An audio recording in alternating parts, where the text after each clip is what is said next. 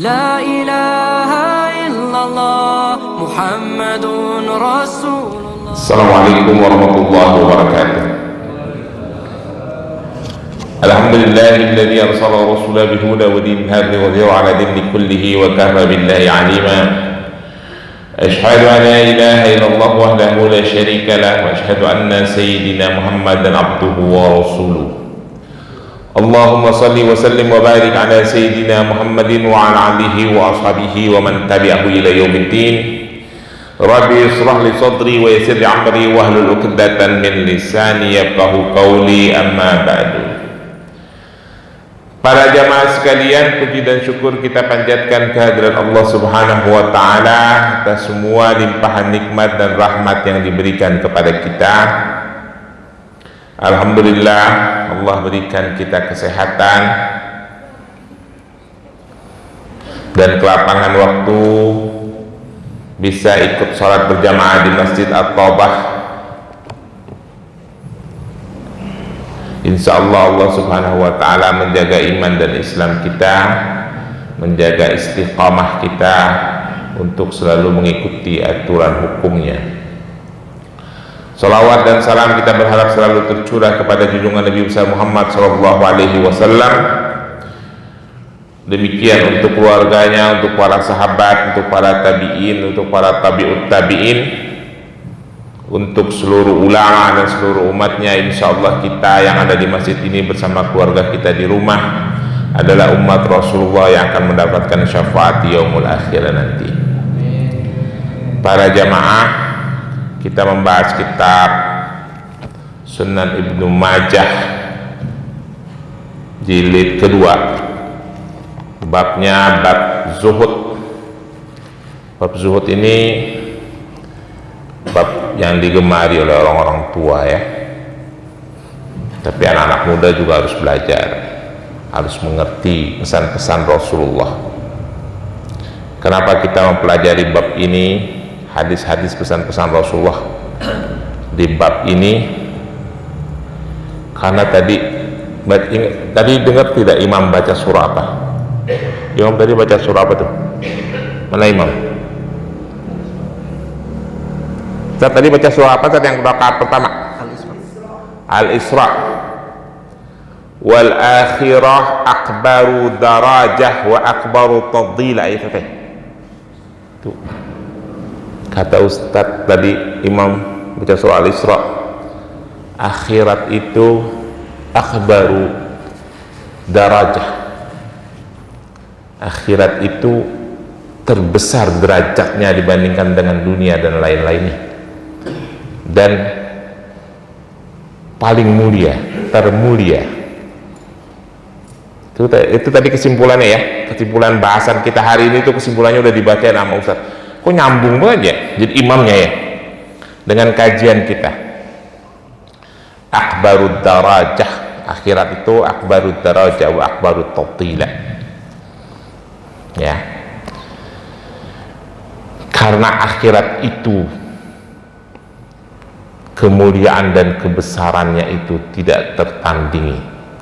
Jadi kita belajar hadis-hadis ini ya, supaya kita mempunyai kesadaran sebagai seorang muslim, seorang mukmin, bahwa ketawaduan, bahwa ketawakalan, bahwa keistiqomahan untuk melaksanakan hukum-hukum Allah, menjauhi segala larangan-larangan Allah, tujuannya adalah untuk kehidupan yang lebih mulia di akhirat.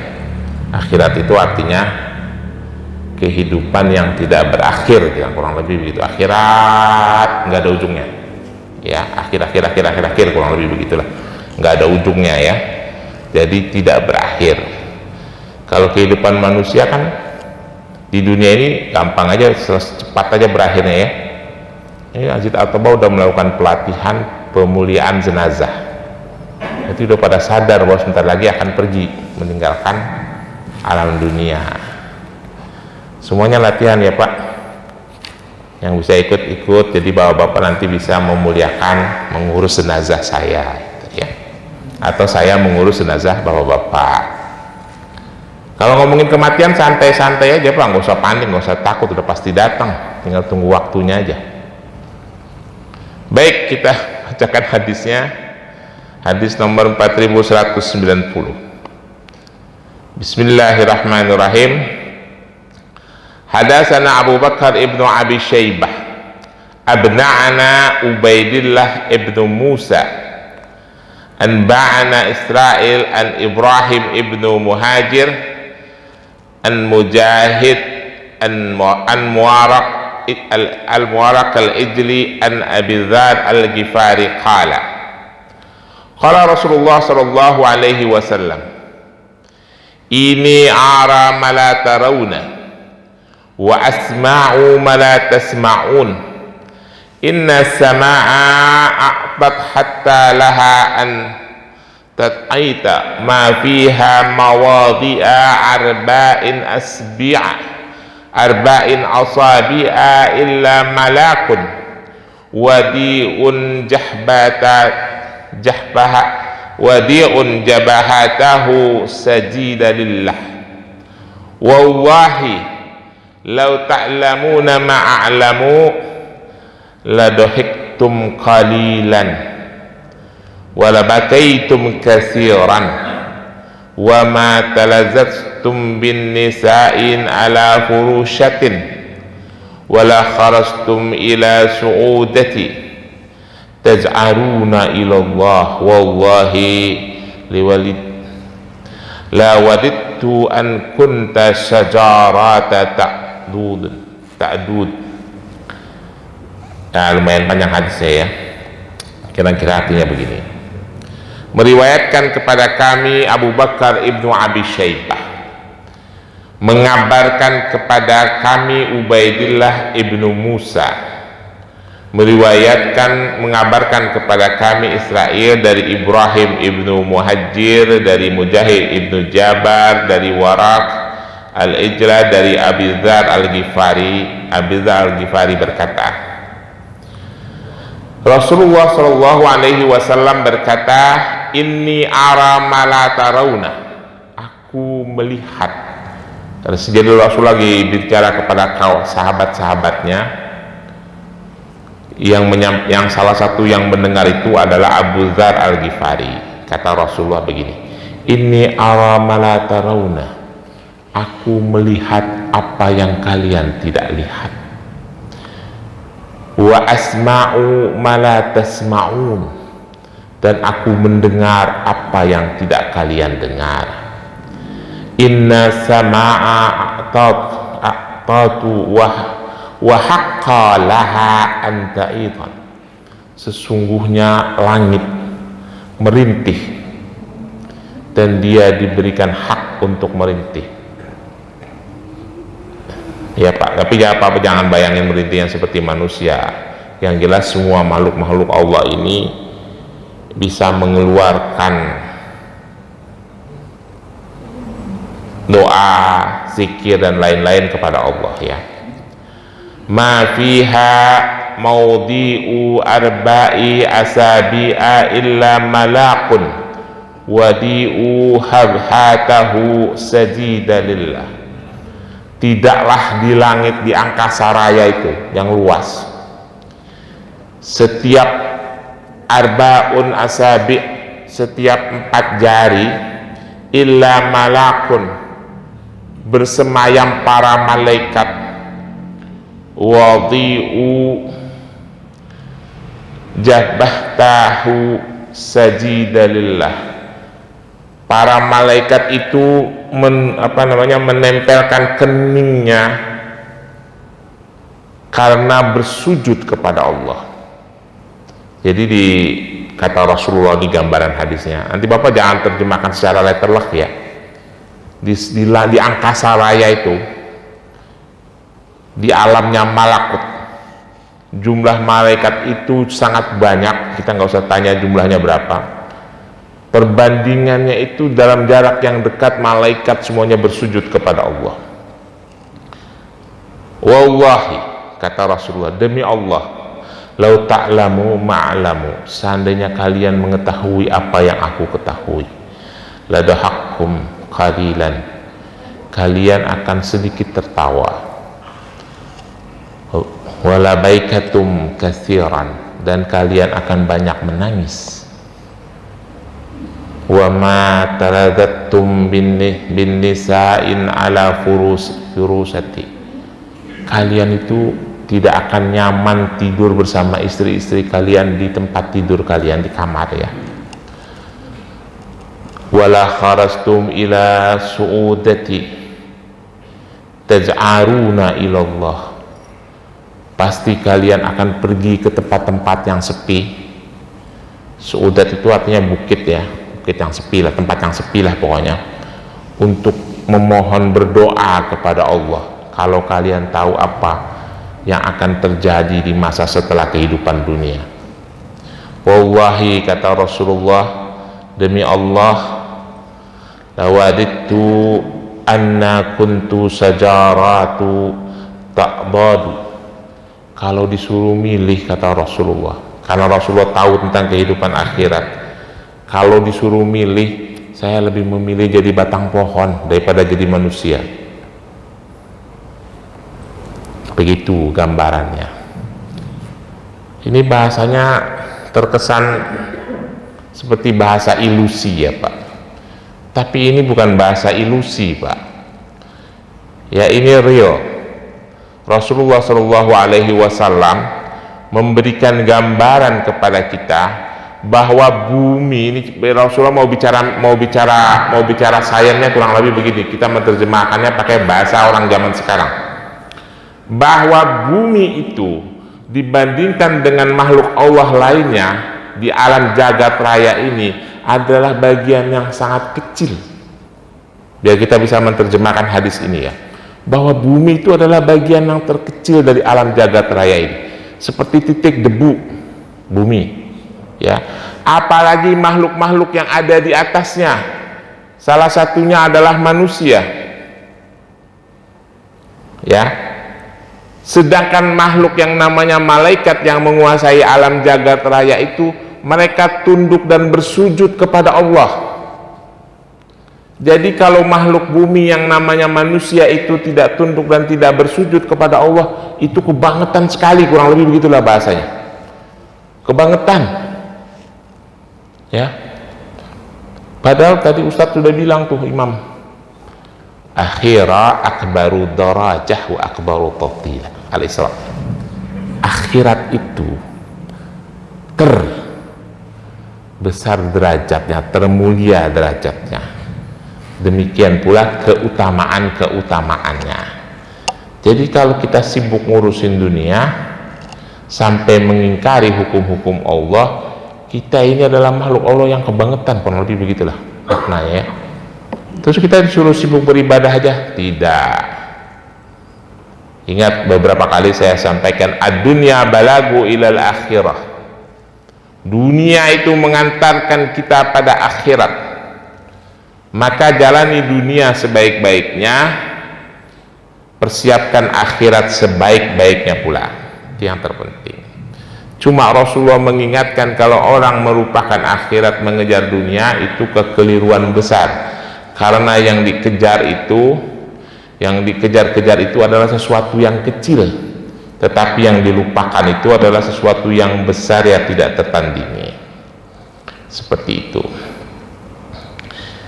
Nah, catatan lagi, Rasulullah mengatakan kalau kalian tahu tentang kehidupan akhirat, kalian itu akan lebih banyak menangis daripada tertawa. Bapak-bapak jangan berpikir susah amat jadi orang Islam, tertawa aja dilarang. Nanti itu kita bahas ya. Seperti itulah kehidupan akhirat dan perbandingannya dengan kehidupan dunia. Dalam hadis yang berikutnya Rasulullah mengatakan, hadasana Muhammad ibnu Musanna, hadasana Abdul Samad ibnu Abdul Waris, hadasana Hammam an Qatadah an Anas ibnu Malik qala Rasulullah sallallahu alaihi wasallam, lau ta'lamun ma'a'lamu ladahiktum qalilan wa labakaitum katsiran. Seandainya kalian tahu apa yang aku ketahui, penegasan dari hadis yang sebelumnya ya Pak, kalian itu akan sedikit tertawa dalam kehidupan kalian dan banyak menangis. Nanti kita bahas itu ya. Lalu dalam hadis berikutnya, hadis yang singkat juga, Rasulullah berkata, hadisnya nomor 4193, hadasana Abu Bakar ibnu Abi Khilaf, hadasana Abu Bakar al-Janafi, hadasana Abdul Hamid ibnu Ja'far an Ibrahim ibnu Abdullah ibnu Hunain an Abi Hurairah radhiyallahu an qala Rasulullah sallallahu alaihi wasallam la tuqsiru dhahika fa inna kasratu dhahik tumitul qalba. Kata Rasulullah begini, la tuqsiru dhahik, jangan banyak-banyak tertawa, karena banyak-banyak tertawa itu akan mematikan hati ya. Catatannya, isnadihi sahih wa rijalatus thiqah.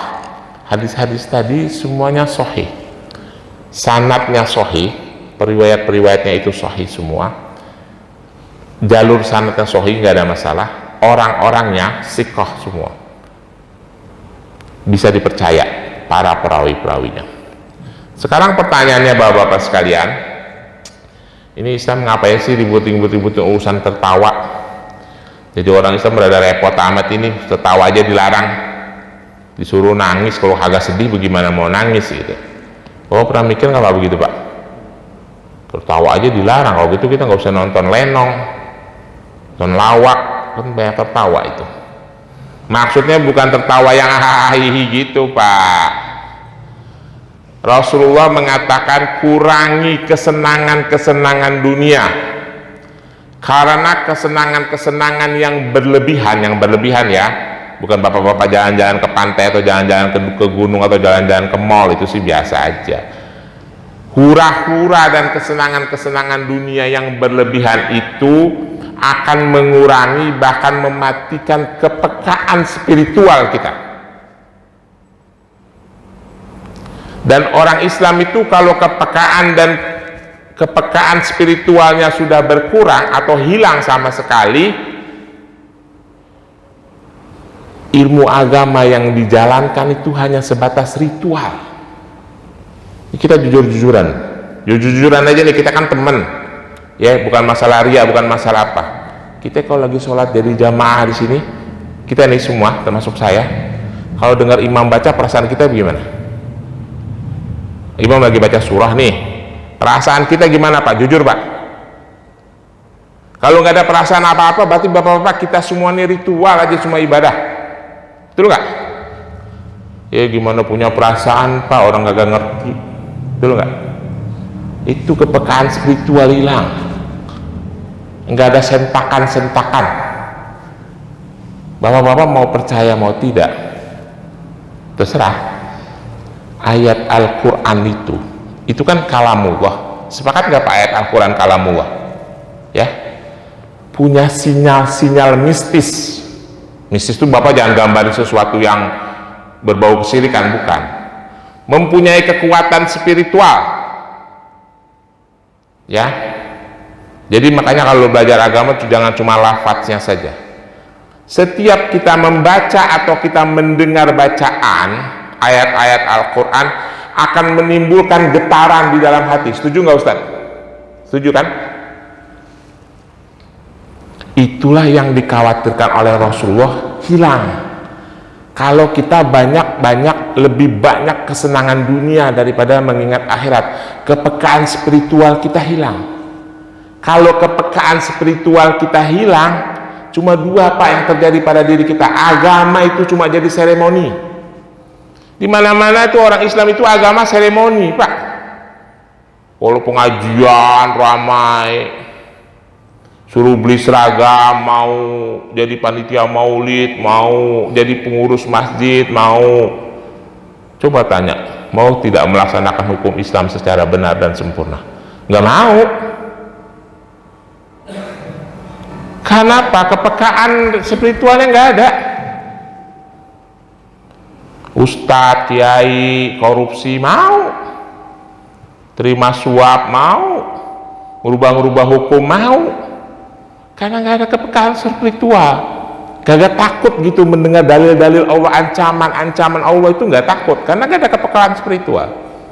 Itu bahaya kalau orang Islam seperti itu, Pak. Ya, kan Rasulullah pernah bilang tuh dalam hadis, Ustadz mungkin hafal hadisnya, umat Islam akan membaca Al-Quran cuma sampai ke kerongkongan, tidak sampai ke hatinya. Kalau dia sampai ke hatinya, dia punya kepekaan sosial, dia punya kepekaan spiritual. Begitu mau melakukan kezaliman, takut. Mau melakukan kemungkaran, takut. Kita ini yang nggak ada kepekaan spiritual, Pak. Jadi Islam itu jadi agama geraya guruyuk aja, terutama di Indonesia. Geraya guruyuk sana kesini, mau kelihatannya sih besar, maju, masjidnya bagus-bagus, tapi kezaliman jalan terus, ya. Itu yang tidak dikehendaki oleh Rasulullah. Jangan sampai kepekaan spiritual kita ini hilang. Maka dari itu belajar ya bapak-bapak sekalian, belajar agama, belajar ayat-ayat Allah, Al-Quran dan hadis. Hadis itu juga ayat-ayat Allah yang keluar melalui lisan Rasulullah. Belajar lafadznya, belajar maknanya, lalu belajar tafsirnya. Dari situ kita akan membina kepekaan spiritual kita. Minimal kita tahu apa yang dibaca oleh orang dan apa yang kita baca.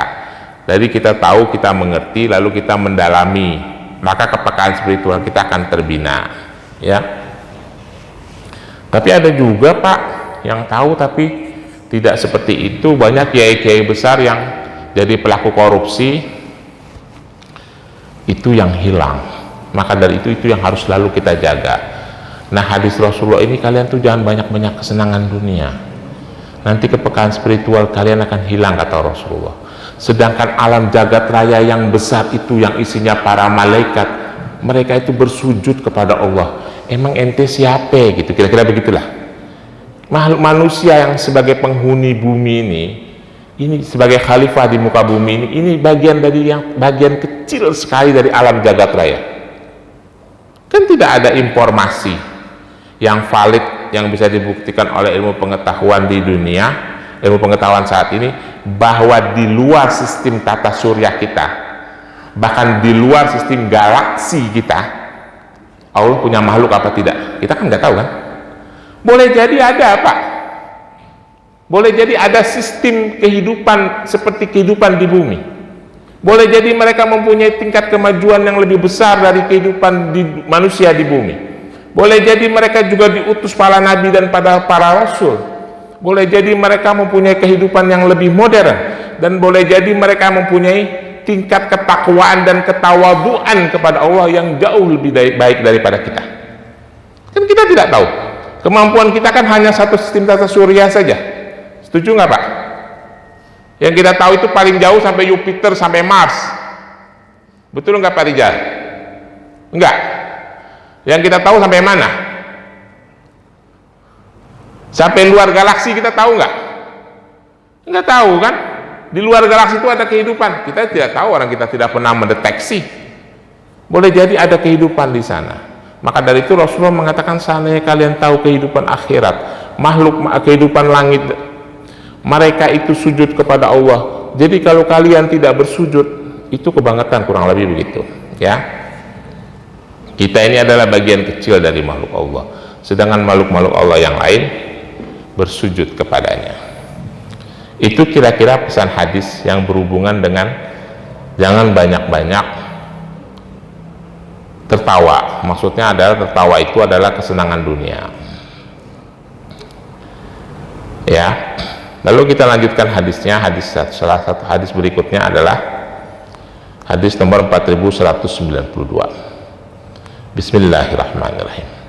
Hadatsana Abdurrahman ibnu Ibrahim, hadatsana Muhammad ibnu Fudaik an Musa ibnu Yaqub Az-Zam'ani an Abi Hazim an Amir ibnu Abdullah ibnu Zubair akhbaruhu ana abahu akhbaruhu annahu lam yakun baina islamihim wa baina an nazalat hadhil ayah yu'atibuhumullahu biha illa arba'un sinin wa la yakunu kalladzina utul kitaba min qablu fatala alaihimul amuda faqassat qulubuhum wa katsirum minhum fasiqun. Ini ayat, ini hadis yang berisi penjelasan tentang ayat Al-Quran surah Al-Hadid ayat 16. Surah Al-Hadid ayat 16 itu berisi celaan Allah kepada orang-orang yang beriman. Ya, orang beriman itu jangan bangga dicela juga sama Allah. Jadi bukan disindir, kalau disindir masih ringan, dicela. Kira-kira arti hadisnya begini. Meriwayatkan kepada kami Abdurrahman ibnu Ibrahim, meriwayatkan kepada kami Muhammad ibnu Abi Fudaik dari Musa ibnu Yaqub Az-Zam'ani, dari Abi Hazim, dari Amir ibnu Abdullah, dari Ibnu Zubair, mengabarkan ayahnya Ibnu Zubair, berarti Zubair, dari ayahnya mengabarkan bahwa ayahnya berkata, lam yakun baina islamihim, tidaklah keislaman kami, wa baina nazalat hadhil ayah, dengan turunnya ayat ini, yu'atibuhumu wahu biha illa arba'us sinin. Jadi ayahnya Zubair berkata, tidaklah turun ayat surah Al-Hadid ayat 16 dengan keislaman kami ini kira-kira jaraknya 4 tahun. Ayat itu berisi celaan Allah kepada orang-orang yang beriman. Kita ini insya Allah kita orang-orang yang beriman ya Pak. Jangan terlalu bangga. Orang beriman tuh bangganya kalau bulan puasa ya, karena ayat-ayat Al-Quran tuh selalu disampaikan oleh para ustadz, kutiba alaikumusiyam kama kutiba alal ladzina min qablikum. Seruan, panggilan, kewajiban bagi orang-orang yang beriman. Kalau tidak beriman tidak dipanggil oleh Allah gitu ya. Ya ayyuhalladzina amanu. Tapi orang beriman juga dicela sama Allah. Kata Allah dalam surah Al-Hadid ayat 16 itu, alam ya'ni lilladzina amanu an taqsa'a qulubuhum li zikrillah wa ma nazalat minal haqqi wa la yakunu kalladzina utul kitaba min qabli fatala alaihimul amudu faqassat qulubuhum wa katsirum minhum fasiqun. Kata Allah dalam surah Al-Hadid, nanti buka di rumah ya Pak, surah Al-Hadid ayat 16, baca tafsirnya kalau punya kitab tafsir.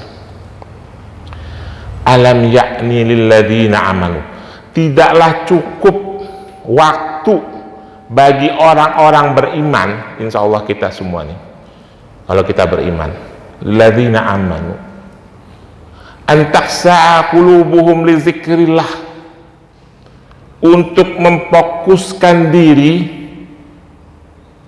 menghamba kepada Allah, memfokuskan hatinya, qulubuhum li zikrillah, untuk memfokuskan dirinya dan hatinya beribadah kepada Allah. Wa ma nazalat minal haqqi, setelah turunnya kebenaran, maksudnya Al-Quran. Al-Quran itu sudah turun, kurang lebih bahasanya begitu. Masa orang-orang yang beriman tidak juga fokus untuk menghamba kepada Allah? Jadi yang kita ambil dari Al-Quran itu apa? Yang kita pegang dari ayat-ayat Al-Quran itu apa kalau kita juga tetap tidak memfokuskan diri untuk beribadah kepada Allah? Beribadah itu maksudnya seluruhnya ya Pak, bukan cuma sholat, seluruhnya, termasuk meninggalkan hukum, meninggalkan riba, meninggalkan khamar, meninggalkan judi, menerapkan hukum waris, semua hukum-hukum Islam, itu maksudnya menghamba kepada Allah. An taqsa'a qulubuhum li zikrillah. Lalu Allah lanjutkan kata-katanya, wala yakunu kalladzina utul kitaba min qablu fatala alaihimul amuda faqassat qulubuhum wa katsiran minhumul fasiqun. Jangan sampai kalian itu seperti orang-orang yang sebelumnya didatangkan kitab, para ahli kitab. Jarak mereka dengan datangnya Nabi dan Rasul mereka sampai datangnya Nabi dan Rasul berikutnya begitu jauh, dan mereka mengabaikan ayat-ayat Allah sampai faqasat qulubuhum, sampai hatinya keras. Wa katsiru minhum fasikun, akhirnya sebagian besar dari mereka menjadi orang-orang fasik. Jadi dalam surah Al-Hadid ayat 16 yang dijelaskan oleh hadis ini dari Ibnu Zubair, Allah itu mencela orang-orang mukmin yang sudah menerima ajaran Islam tapi tidak melaksanakannya dengan baik dan benar, tidak menghamba kepada Allah dengan baik dan benar, dan Allah mengkhawatirkan nanti kalian seperti ahli kitab, hati mereka keras. Kenapa? Karena tidak mempelajari ajaran agama dengan baik, tidak melaksanakannya dengan baik pula. Itu ya. Itu celaan Allah kepada orang-orang yang beriman kepada kita, bapak-bapak dan saya. Mudah-mudahan kita bisa mulai saat-saat ini berpegang teguh penuh kepada ajaran Islam, ya, mulai belajar dengan benar. Saudara-saudara sekalian, supaya kepekaan spiritual kita itu tidak hilang, maka isilah hati nurani kita, sanubari kita itu dengan ajaran agama sebaik-baiknya, ya. Jangan sampai agama itu cuma sampai kerongkongan, baca dengan harapan mendapatkan pahala tapi tidak mengerti maknanya, tidak mau melaksanakan ajarannya. Dan juga kita itu jangan terlalu banyak excuse. Kalau situasi menyebabkan kita untuk excuse, ya udah kita diam saja. Pak, di sini tidak bisa Pak, kita menghindari riba karena sistem ekonominya tidak syariah. Ya udah kita diam saja. Jangan berbangga-bangga diri menentang ajaran Allah. Kadang orang Islam ini suka begitu. Sedikit mendapatkan keberkahan dari Allah, dia lupa diri. Sedikit mendapatkan kemuliaan dari Allah, cerdas, langsung lupa diri. Ya. Dan ada beberapa kawan-kawan saya itu, dan sekarang di medsos sudah mulai ramai orang-orang yang bangga menggunakan kemampuan nalarnya, menggunakan logikanya, sehingga menentang ajaran Allah, membanding-bandingkan ajaran Allah dengan teori-teori ilmu pengetahuan. Kita jangan terjebak di situ ya Pak.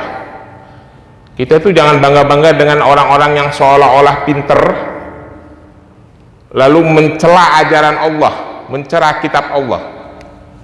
Bapak kalau liatin TikTok tuh ada tuh beberapa dokter yang seperti itu, ada beberapa doktor sains yang seperti itu, ya. Kita mau mencela teori Allah itu dengan cara apa Pak? Yang orang sains ini di tempat ini siapa? Ayo kita berpikir logis. Misalnya kita mau mencela, mau merendahkan teori penciptaan bumi, misalnya ini contoh, atau teori penciptaan manusia deh. Kalau manusia malah lebih rumit, teori penciptaan bumi. Kita mau membandingkan dengan teori manusia yang mana yang bisa mengalahkan teorinya Allah. Kan Al-Quran itu teorinya Allah ya Pak, udah jadi teori kan. Biasanya kalau manusia itu menghasilkan sebuah teori, di belakangnya itu ada sebuah empiris, ada sebuah, awalnya adalah hipotesa, lalu penelitian, ada empiris, ada metodologi, ada empiris, lalu keluarlah teori. Setuju tidak Pak? Logikanya begitu kan? Terus kita ini manusia menghasilkan teori-teori baru, para peneliti, para saintis, lalu kita mau sandingkan untuk mengalahkan teori Allah. Saya tidak percaya dengan akhirat karena secara sains tidak bisa dibuktikan, misalnya gitu. Saya tidak percaya dengan proses penciptaan bumi. Bumi itu tidak mungkin diciptakan oleh Allah, itu tercipta dengan sendirinya, dengan teori Bush-Ballot misalnya. Bagaimana bisa kita bandingkan teori Allah dengan teori ciptaan manusia Pak? Cuma orang bodoh yang mau membandingkan, memang seolah-olah terkesan dia pintar, tapi sebenarnya dia bodoh. Bapak tahu nggak kebodohannya ada di mana? Orang itu dalam sebuah itu kesepakatan secara sains bahwa sebuah teori itu hasil dari penelitian. sebuah penelitian itu harus ada metodologinya. Setuju tidak? Kalau kita ingin membandingkan hasil penelitian A dengan hasil penelitian B, kita harus bandingkan dulu metodologinya. Sekarang pertanyaan yang paling mendasar, Allah itu menciptakan teori ini, teori itu melalui firman-Nya di dalam Al-Quran. Kita tahu tidak metodologi di belakangnya? Kagak tahu, Pak. Itu rahasia Allah. Pokoknya Allah bilang kun, jadi. Itu metodologinya Allah. Allah mau nyiptain apa juga pokoknya kun, jadi. Nah, kalau kita mau menciptakan sebuah teori pakai penelitian dulu panjang. Kita tidak bisa bandingkan itu apple to apple. Maka teori yang diciptakan oleh manusia itu tidak bisa mengalahkan teori Allah karena metodologinya sudah beda. Sekarang profesor, dokter itu pada sebetulnya mereka bodoh, mereka sok pintar mengalahkan teori Allah. Orang dia tidak mengerti metodologi. Bisa turun ayat Al-Quran kepada Rasulullah itu latar belakangnya apa kita tahu kagak? Ya, nggak tahu kan?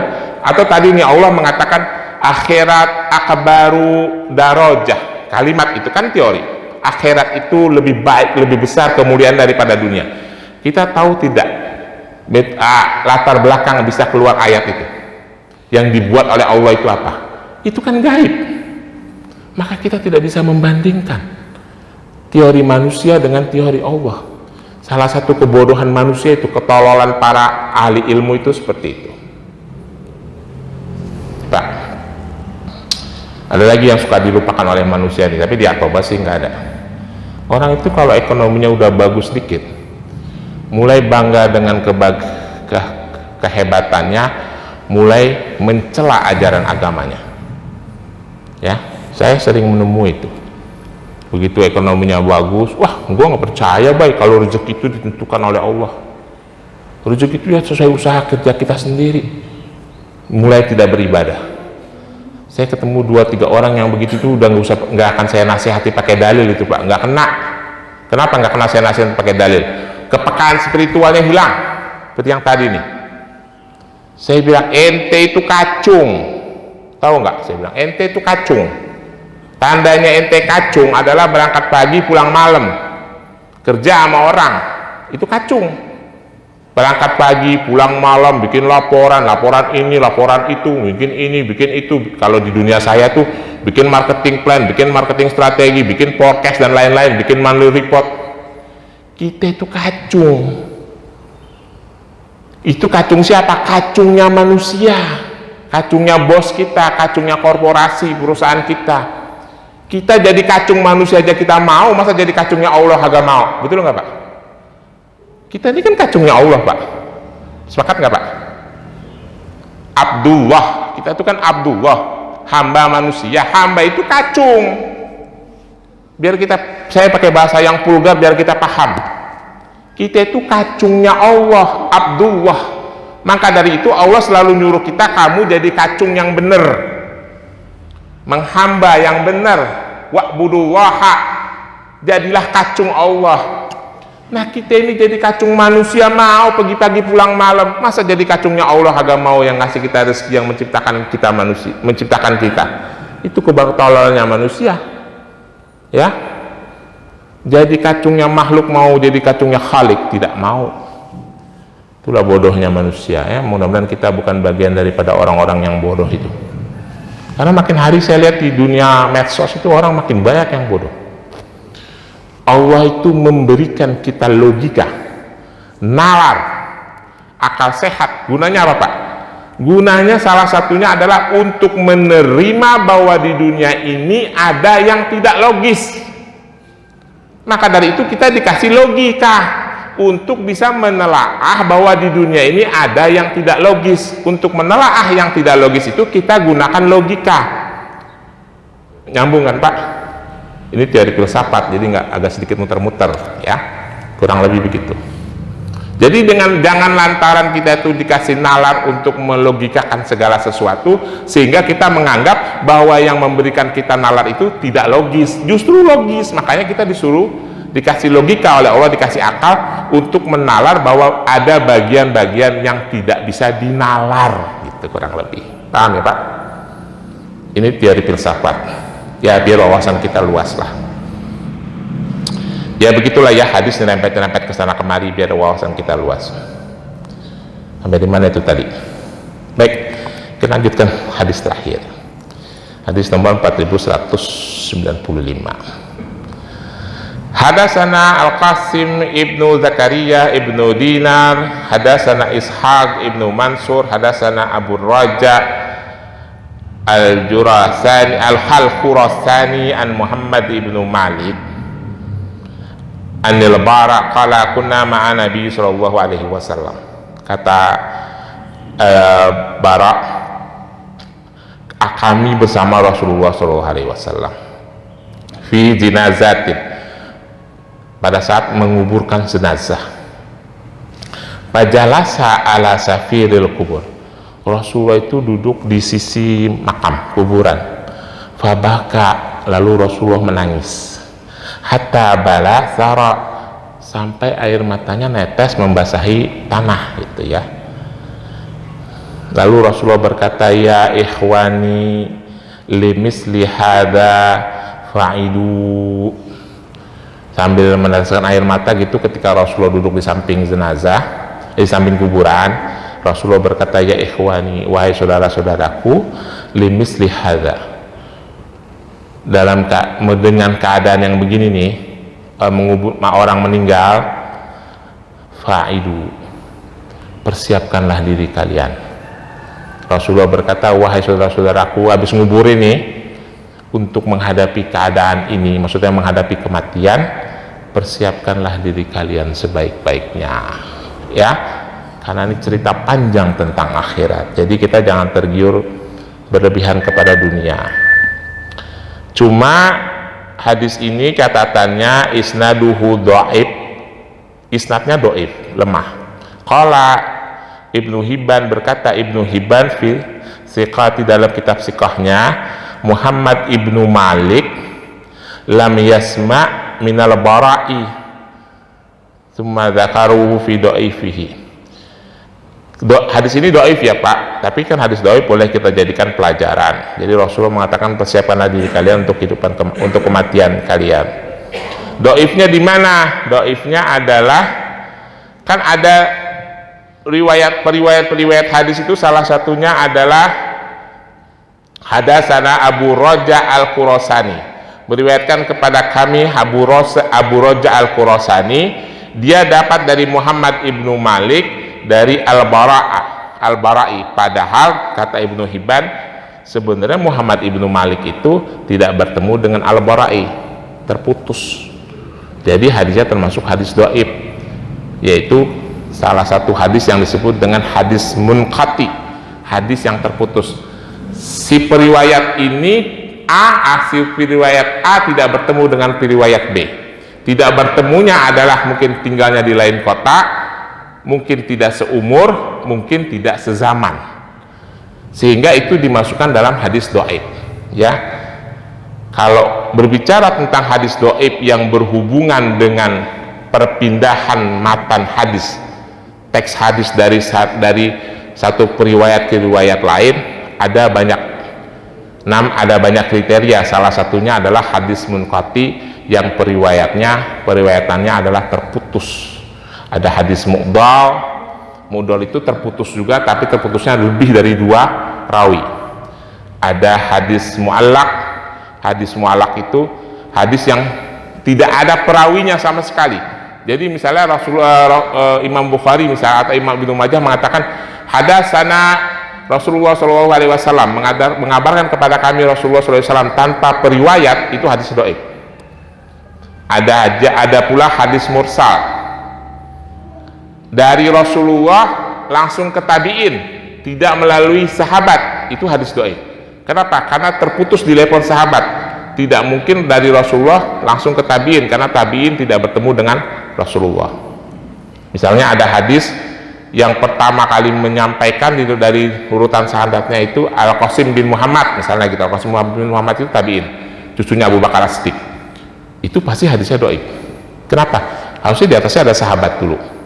Atau ada hadis yang pertama kali urutan rawinya adalah Said ibnu Musayyab, itu dhaif misalnya gitu ya, contoh. Atau dari Rasulullah langsung ke Abu Umayyah As-Sabani. Abu Umayyah As-Sabani itu tabiin senior.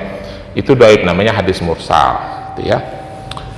Itu sekedar tambahan saja, Bapak nggak usah mikir urusan yang begitu itu urusannya ahli-ahli hadis ya. Itu hanya keterangan saja. Kalau Bapak itu memahami makna hadisnya saja. Kalau urusan ilmu hadisnya itu urusan para ustadz itu yang memahami itu, dan para tabiin itu jumlahnya sangat banyak. Saya pernah menyampaikan untuk memahami itu ada kitab namanya kitab Hilyatul Auliya wa Tawaqqutul Asfiya. Itu ada banyak versi. Kalau di tangan di saya jumlahnya kalau nggak salah ada 14 jilid. Saya punya kitabnya. Nah, itu pun saya belajar nggak khatam ya, orang 14 jilid banyak banget. Itu. Saya kira itu Bapak-bapak sekalian, peringatan-peringatan Rasulullah untuk supaya kepekaan spiritual kita tidak hilang, supaya kita bisa memfokuskan diri untuk melaksanakan hukum-hukum Allah, menjadi hamba Allah yang sesungguhnya, menjadi kacung Allah ya. Jangan jadi kacung manusia mulu, jadi kacung manusia bangga, jadi kacung Allah nggak mau. Saya kira itu. Lebih kurangnya mohon maaf. Kalau ada pertanyaan saya persilahkan. Ada pertanyaan? Cukup? Billahi taufiq wal hidayah. Wassalamualaikum warahmatullahi wabarakatuh.